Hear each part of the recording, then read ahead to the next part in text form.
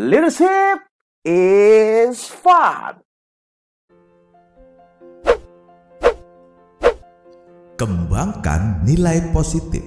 Suatu ketika di rumah yang megah ada keluarga pengusaha kaya yang sedang berduka, guys. Kepala keluarga mereka baru saja meninggal dunia pekan lalu. Kemudian menyusul istrinya yang telah pergi lebih dulu. Keempat anaknya sedang berkumpul di rumah itu untuk menunggu pembacaan wasiat yang ditinggalkan oleh sang ayah.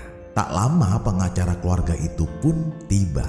Ia adalah orang berwenang yang akan membacakan surat wasiat keluarga pengusaha tersebut. Tanpa basa-basi, sang pengacara lantas membuka surat wasiat yang masih disegel di dalam amplop tersebut. Namun ketika melihatnya, matanya berkerut. Ia sempat tertegun dan tampak keheranan membacanya.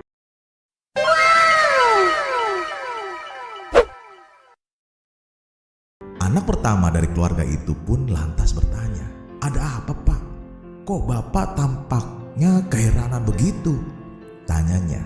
Sang penjaga surat wasiat akhirnya mulai berbicara.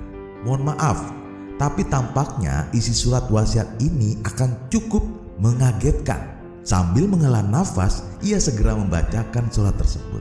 "Saya menyerahkan seluruh harta benda yang saya miliki kepada Yayasan Sosial perusahaan saya yang bernama Cinta Foundation untuk kemudian digunakan sebagaimana mestinya dan mempertahankan yayasan dengan misinya untuk memaksimalkan bantuan sosial dalam seluruh sektor kehidupan masyarakat. Sementara itu, untuk keempat anak-anak saya mewariskan masing-masing satu buah botol berisi air mineral untuk memaksimalkan menjadi bekal kehidupan bagi kalian semua." Semua terdiam dalam keheningan. Pembaca surat wasiat kemudian membuka koper. Ternyata benar saja, isinya adalah botol kaca yang berisi air bening. Anak pertama keluarga itu lalu mengambil salah satu botol dan segera membukanya. "Ini sih air mineral biasa," sambil mengeluarkan isinya. Tak lama ia pun keluar dari rumah itu dengan wajah murka. Ia lantas melemparkan botol itu ke got di dekat rumahnya.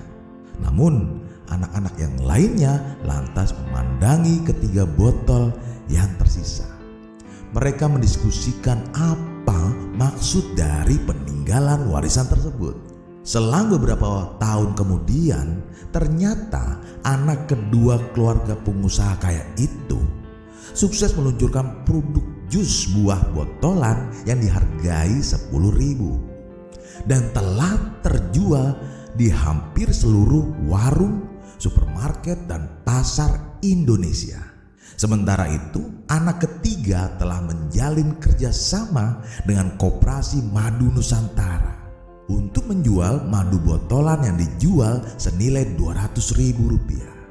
Kemudian si bungsu dari keluarga pengusaha itu telah menemukan tumbuhan baru, guys, yang memiliki wewangian khas dan tidak dapat ditemukan dimanapun, dan telah mendapatkan kontrak tetap untuk bekerja sama dengan perusahaan parfum ternama, guys.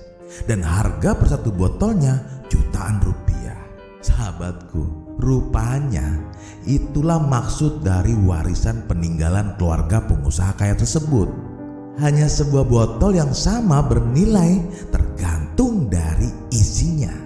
Botol seumpamanya manusia yang pada dasarnya sama, namun memiliki hati dan pandangan yang berbeda.